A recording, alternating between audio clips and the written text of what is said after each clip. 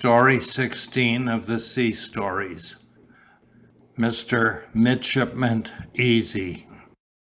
Jack Easy, the hero of Captain Marryat's story, was no fool, but a bit of a philosopher. He had been spoiled by an indulgent mother and a foolish father, who was continually prosing about equality and the rights of man. Indeed, Jack could even outtalk his father upon this subject. There was no end to Jack's arguing the point, though there seldom was a point to his argument. At 16 he resolved to leave school and go to sea, and though Mr. Easy was unwilling, Jack insisted on his rights as his father's equal, and the old man yielded. He was to sail as midshipman on the sloop of war Harpy, with Captain Wilson, a relative of his father's.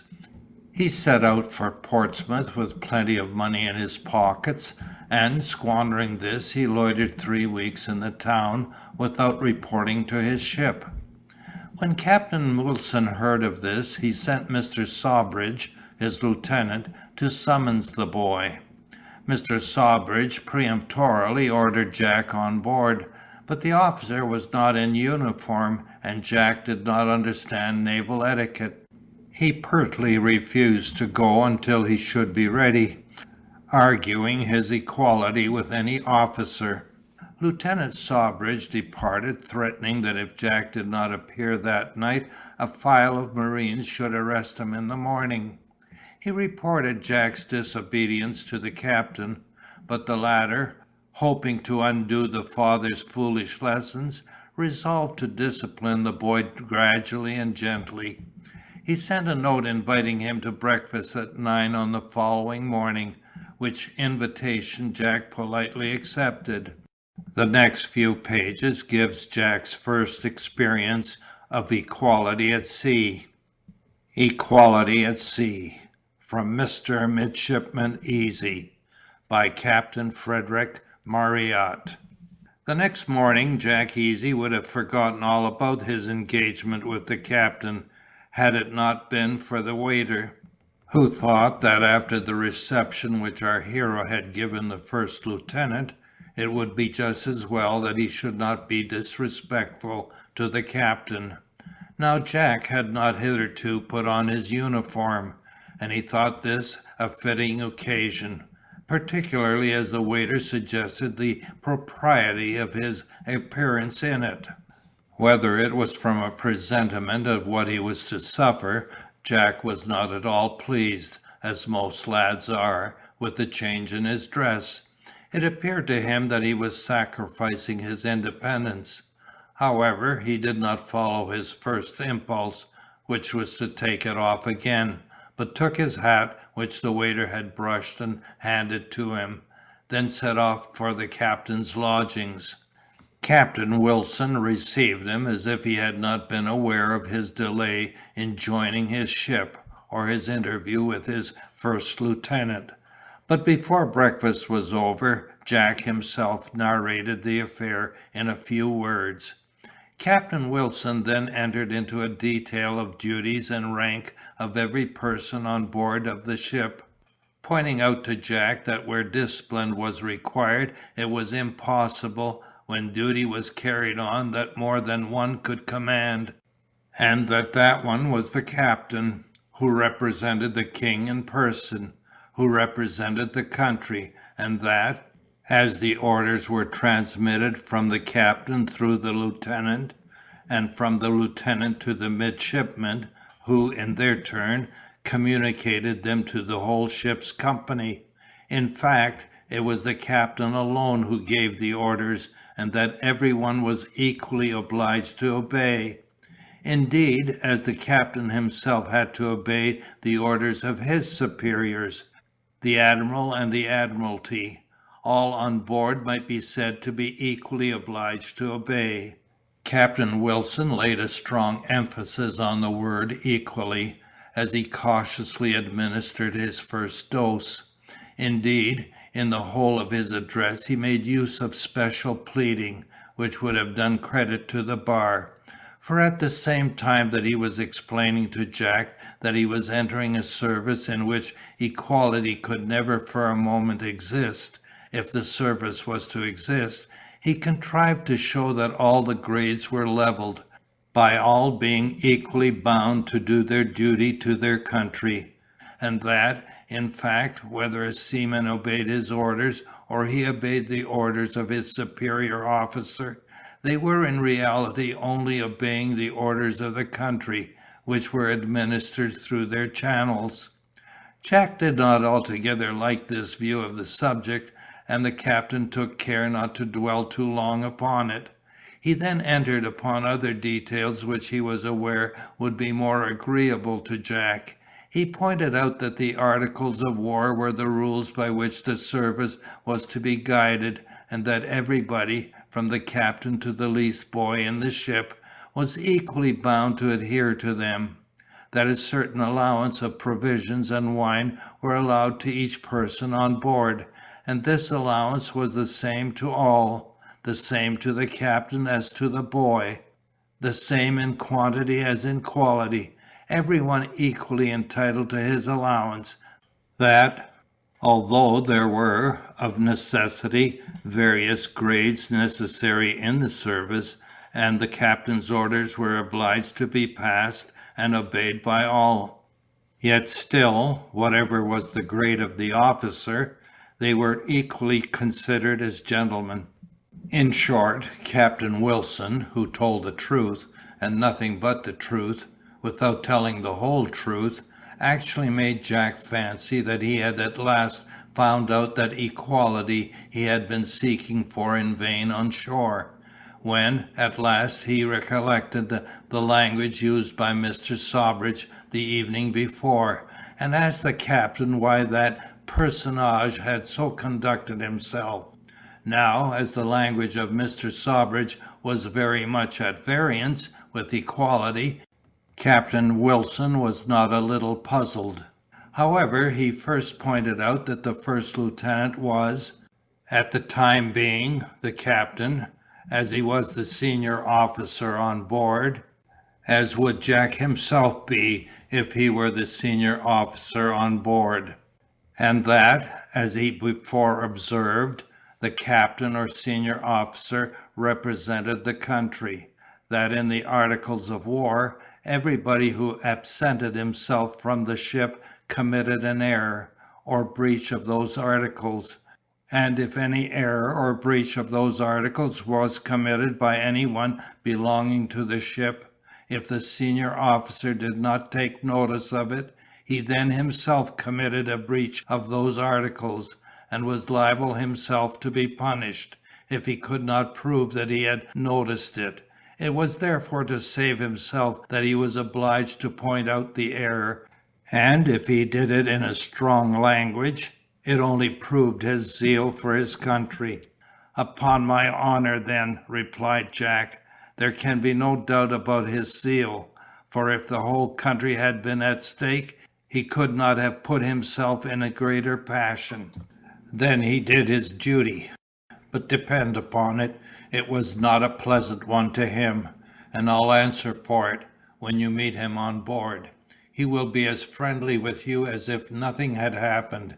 He told me that he'd soon make me know what a first lieutenant was."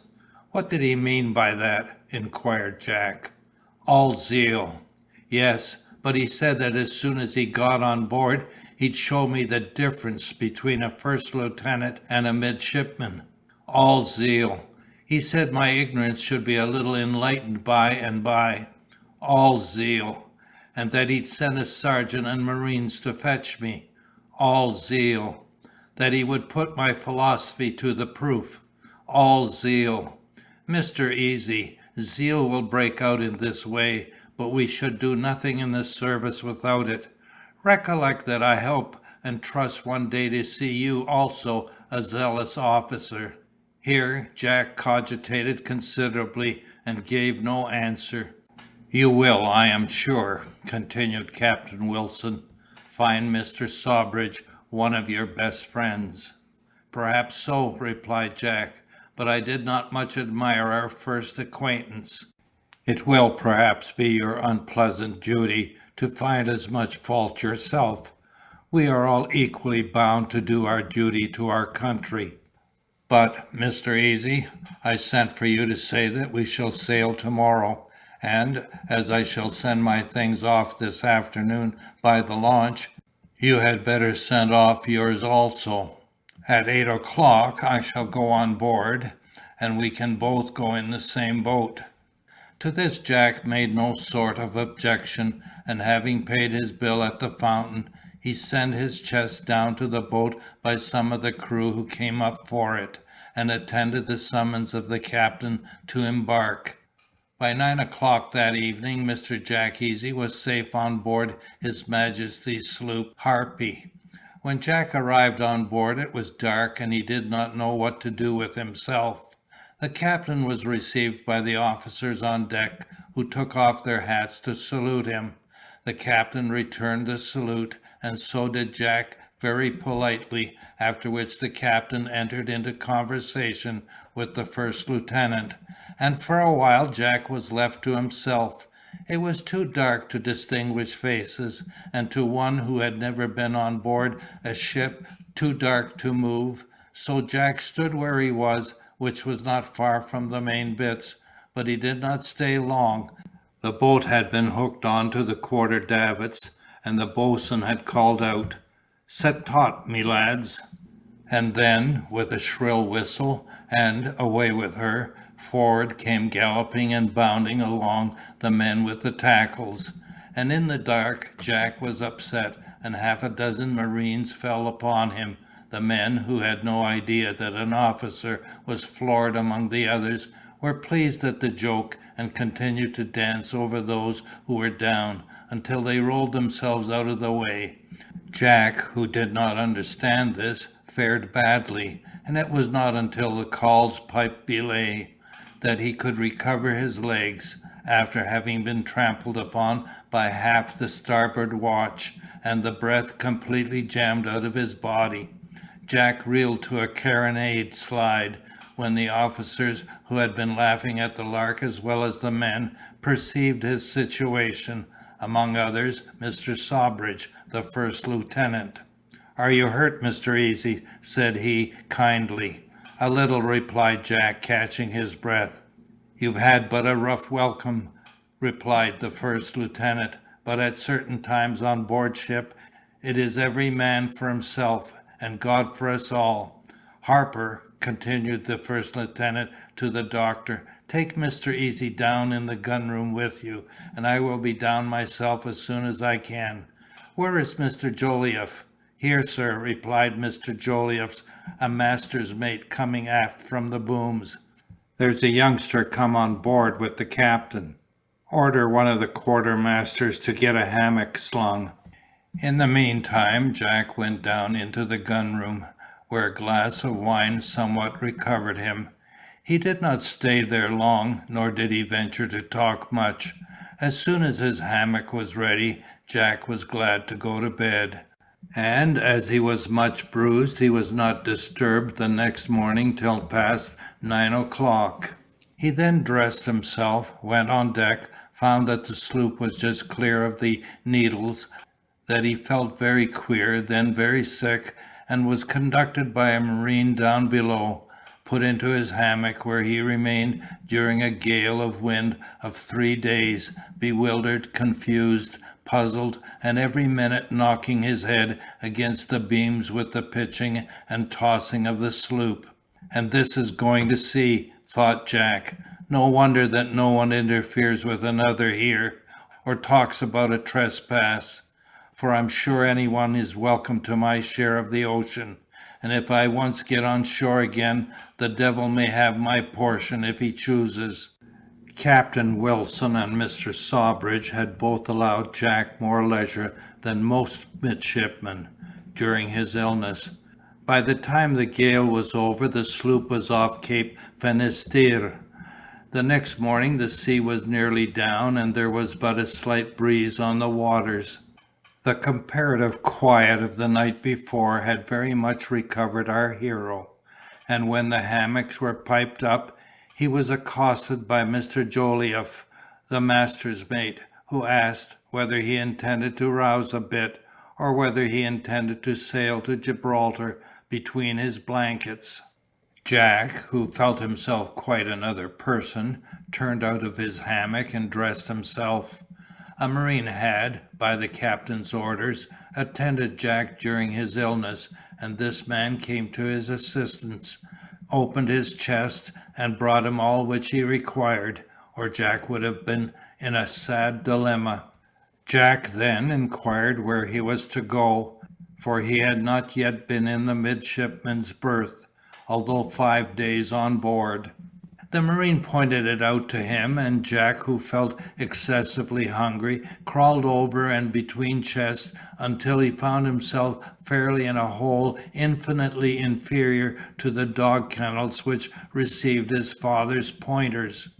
I'd not only give up the ocean, thought Jack, and my share of it, but also my share of the harpy, unto anyone who fancies it. Equality enough here, for everyone appears equally miserably off. And he thus gave vent to his thoughts. He perceived that there was another person in the berth, Mr. Joliffe, the master's mate, who had fixed his eye upon Jack, and to whom Jack returned the compliment. The first thing that Jack observed was that Mr. Joliffe was very deeply pockmarked, and that he had but one eye, and that was a piercer. It appeared like a little ball of fire, and as if it reflected more light from the solitary candle that the candle gave. I don't like your looks, thought Jack. We shall never be friends. But here Jack fell into the common error of judging by appearances, as will be proved hereafter. "I am glad to see you up again, youngster," said Joliffe. "You've been on your beams end longer than usual, but those who are strongest suffer most. You made your mind up but late to come to sea. However, they say, better late than never." "I feel very much inclined to argue the truth of that saying," replied Jack, "but it's no use just now. I'm terribly hungry. When shall we get some breakfast?" "Tomorrow morning at 8:30, replied Mr. Joliffe.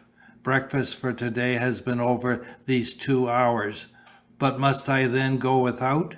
"No, I do not say that, as we must make allowances for your illness, but it will not be breakfast." "Call it what you please," replied Jack, "only pray desire the servants to give me something to eat. Dry toast or muffins, anything will do, but I should prefer coffee." "You forget that you are off Finisterre, in a midshipman's berth. Coffee we have none, muffins we never see, dry toast cannot be made, as we have no soft bread, but a cup of tea, a ship's biscuit, and butter, I can desire the steward to get ready for you." "Well then," replied Jack, "I will thank you to procure me that." "Marine," called Joliffe, "call Mesty." "Pass the word for Mesty," cried the marine, and the two syllables were handed forward until lost in the forepart of the vessel. The person so named must be introduced to the reader.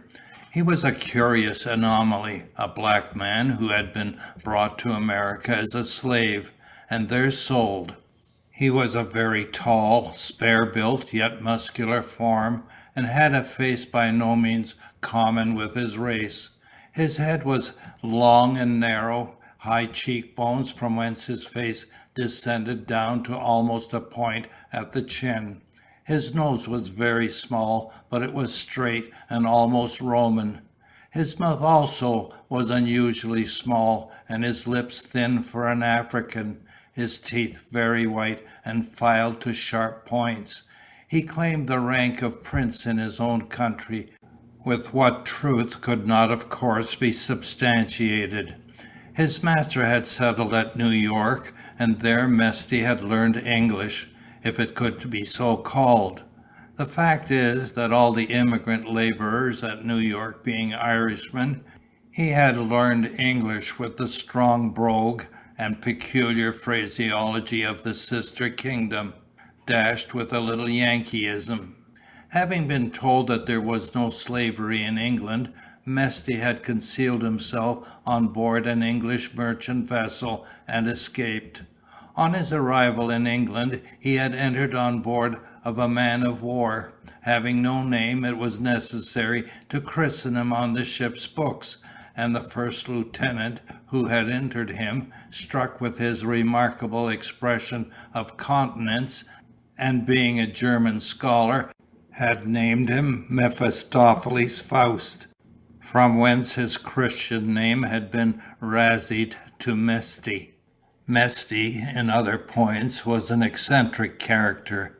At one moment, when he remembered his lineage, he was proud to excess; at others he was grave and almost sullen. But when nothing either in daily occurrences or in his mind ran contrary, he exhibited the drollery so often found in his nation, with a spice of Irish humour, as if he had caught up the latter with his Irish brogue. Mesty was soon seen coming aft, but almost double as he crouched under the beams, and taking large strides with his naked feet.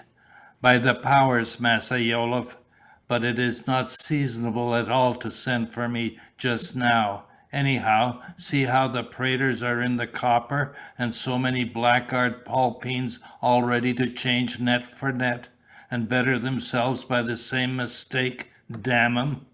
"Mesty, you know I never send for you myself, or allow others to do so, unless it is necessary," replied Jolliffe. "But this poor lad has eaten nothing since he's been on board, and is very hungry. You must get him a little tea." "Is it tay you mane, sir?" "I guess. To make tay, in the first place I must have water, and in the next I must have room in the galley to put the kettle on. And 'pose you want to burn the tip of your little finger just now, it's not in the galley that you find a berth for it. And then the water before 7 bells, I've a notion it's just impassable." "But he must have something, Mesty." "Never mind the tea, then," replied Jack. "I'll take some milk."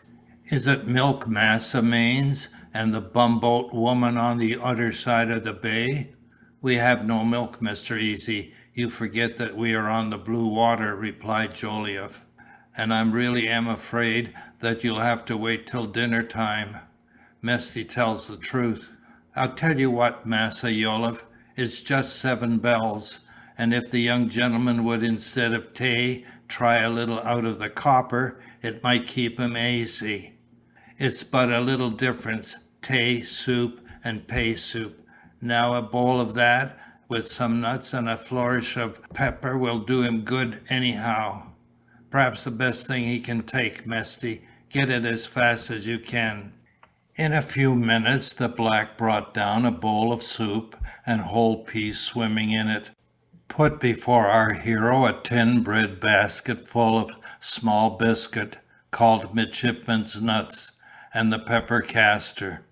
Jack's visions of tea, coffee, muffins, dry toast, and milk vanished as he perceived the mess, but he was very hungry, and he found it much better than he expected, and he moreover found himself much the better after he had swallowed it. It struck 7 bells, and he accompanied Mr. Jolliffe on deck. When Jack Easy had gained the deck he found the sun shining gaily, a soft air blowing from the shore, and the whole of the rigging and every part of the ship loaded with the shirts, trousers, and jackets of the seamen, which had been wetted during the heavy gale, and were now hanging up to dry. All the wet sails were also spread on the booms or triced up in the riggings, and the ship was slowly forging through the blue water. The captain and the first lieutenant were standing on the gangway in conversation, and the majority of the officers were with their quadrants and sextants ascertaining the latitude at noon. The decks were white and clean. The sweepers had just laid by their brooms, and the men were busy coiling down the ropes. It was a scene of cheerfulness, activity, and order, which lightened his heart after the 4 days of suffering, close air, and confinement from which he had just emerged. The captain, who perceived him, beckoned to him, asked him kindly how he felt. The first lieutenant also smiled upon him, and many of the officers, as well as his messmates, congratulated him upon his recovery. The captain's steward came up to him, touched his hat, and requested the pleasure of his company to dinner in the cabin. Jack was the essence of politeness, took off his hat, and accepted the invitation. Jack was standing on a rope which a seaman was coiling down. The man touched his hat and requested he be so kind as to take his foot off. Jack took his hat off his head in return, and his foot off the rope. The master touched his hat and reported 12 o'clock to the first lieutenant. The first lieutenant touched his hat and reported 12 o'clock to the captain. The captain touched his hat and told the first lieutenant to make it so. The officer of the watch touched his hat and asked the captain whether they should pipe to dinner. The captain touched his hat and said, "If you please." The midshipman received his orders and touched his hat, which he gave to the head boatswain's mate, who touched his hat, and then the calls whistled cheerily. Well, thought Jack, politeness seems to be the order of the day, and everyone has an equal respect for the other. Jack stayed on deck. He peeped through the ports, which were open, and looked down into the deep blue waves. He cast his eyes aloft, and watched the tall spars sweeping and tracing with their points, as it were, a small portion of the clear sky, as they acted in obedience to the motion of the vessel. He looked forward at the range of carronades which lined the sides of the deck, and then he proceeded to climb one of the carronades, and leaned over the hammocks to gaze on the distant land. "Young gentlemen, get off those hammocks," cried the master, who was the officer of the watch, in a surly tone. Jack looked round. "Do you hear me, sir? I'm speaking to you," said the master again. Jack felt very indignant, and he thought that politeness was not quite so general as he supposed. It happened that Captain Wilson was upon deck. "Come here, Mr. Easy," said the captain. "It is a rule in the service that no one gets on the hammocks unless in case of an emergency. I never do, nor the first lieutenant, nor any of the officers or men. Therefore, upon the principles of equality, you must not do it either."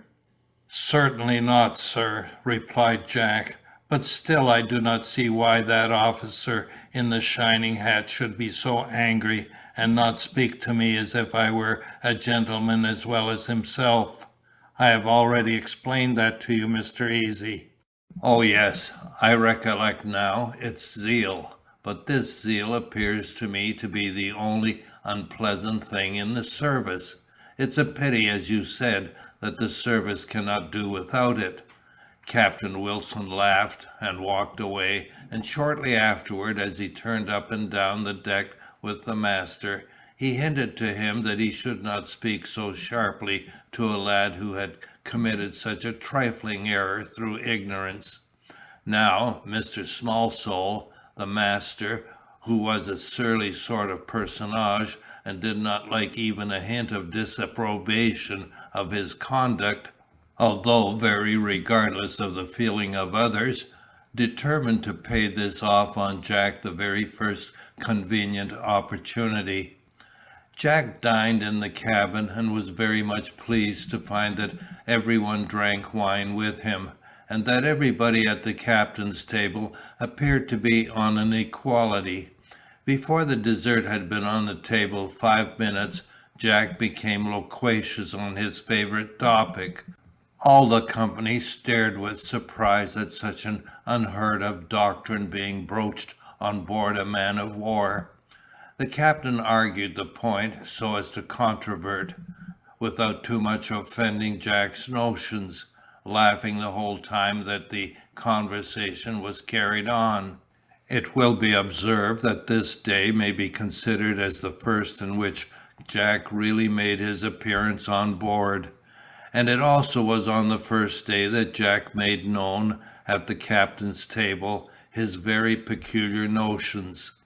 If the company at the captain's table, which consisted of the second lieutenant, purser, Mr. Jolliffe, and one of the midshipmen, were astonished at such heterodox opinions being started in the presence of the captain, they were equally astonished at the cool, good-humoured ridicule with which they were received by Captain Wilson. The report of Jack's boldness, and every word and opinion that he had uttered, of course much magnified, was circulated that evening through the whole ship. It was canvassed in the gunroom by the officers. It was descanted upon by the midshipmen as they walked the deck. The captain's steward held a levee abreast of the ship's funnel, in which he narrated this new doctrine. The sergeant of marines gave his opinion in his berth that it was atrocious. The boatswain talked over the matter with the other warrant officers till the grog was all gone, and then dismissed it as too dry a subject, and it was the general opinion of the ship's company that as soon as they arrived at Gibraltar Bay, our hero would bid adieu to the service, either by being sentenced to death, or by a court-martial, or by being dismissed and towed on shore on a grating. Others, who had more of the wisdom of the serpent, and who had been informed by Mr. Sawbridge that our hero was a lad who would inherit a large property, argued differently, and considered that Captain Wilson had very good reason for being so lenient, and among them was the second lieutenant. There were but four who were well inclined toward Jack, to wit, the captain, the first lieutenant, Mr. Jolliffe, the one-eyed master's mate, and Mephistopheles, the black, who, having heard that Jack had uttered such sentiments, loved him with all his heart and soul. End of story 16.